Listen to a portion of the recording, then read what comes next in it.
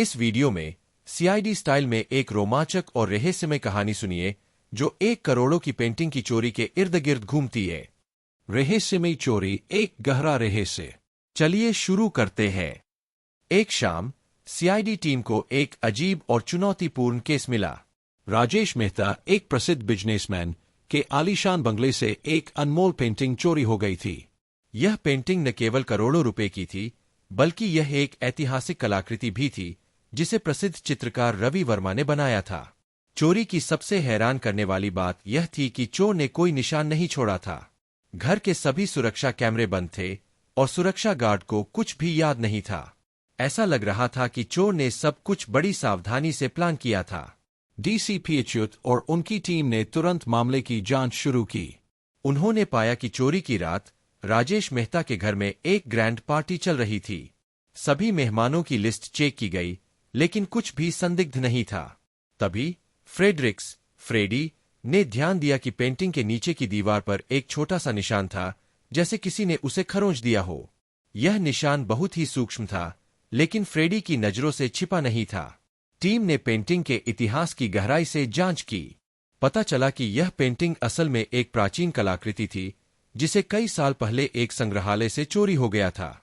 राजेश मेहता ने इसे एक नीलामी से खरीदा था, लेकिन उस समय इसके चोरी होने का कोई रिकॉर्ड नहीं था। अच्युत को एहसास हुआ कि चोर शायद पेंटिंग का असली मालिक हो सकता है, जो इसे वापस लेना चाहता था।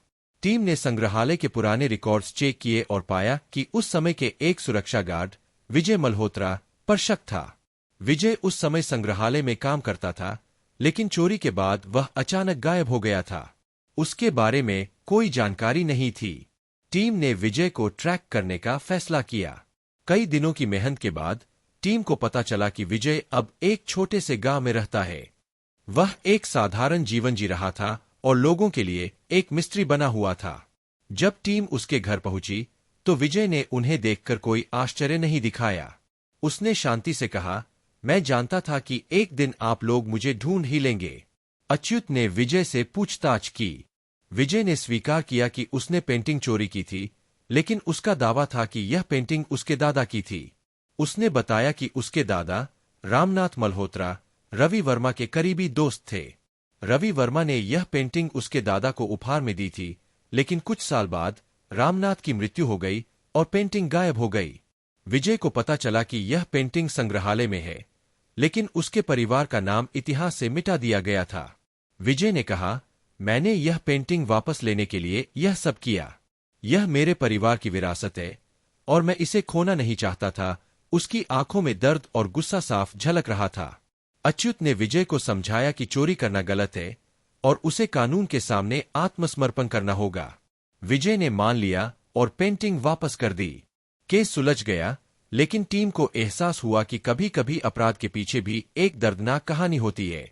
विजय का गुस्सा और दर्द उसकी विरासत को बचाने की कोशिश थी, लेकिन उसने गलत रास्ता चुन लिया। अंत में अच्युत ने विजय से कहा, हम आपकी भावनाओं को समझते हैं, लेकिन कानून को अपने हाथ में लेना कभी सही नहीं होता। आपकी विरासत की सच्चाई सामने आनी चाहिए, लेकिन यह काम कानूनी तरीके से होना चाहिए। विजय ने सिर झुकाया और कहा, शायद आप सही है, मैंने गलत किया। केस खत्म हो गया, लेकिन टीम के मन में विजय की कहानी गहराई तक उतर गई। उन्हें एहसास हुआ कि हर अपराध के पीछे एक इंसानी कहानी होती है और कभी कभी सच्चाई बहुत दर्दनाक होती है। अगर आपको यह कहानी पसंद आई हो तो हमारे चैनल को सब्सक्राइब करें और बेल आइकन दबाएं ताकि आप ऐसे ही रोमांचक और मनोरंजक वीडियो से जुड़े रहें।